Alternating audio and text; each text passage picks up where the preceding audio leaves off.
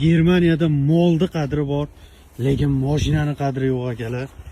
Molni qadri bor, mashinani qadri yo'q.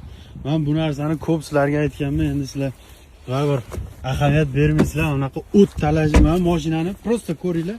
Mana o't, mana bamperdan ko'ra uzunroq bo'lib o'sishi uchun bu mashina necha oy mana shu yerda chirib ketgan bo'lishi kerak. Bu mashina necha oy chirib ketgan bo'lishi kerak akalar. Hozir bu mashinani olib ketgani keldimda, hozir olib ketaman. Mana endi qaranglar, ramkasi yo'q ekan. Olib ketgani kelganman, xullas.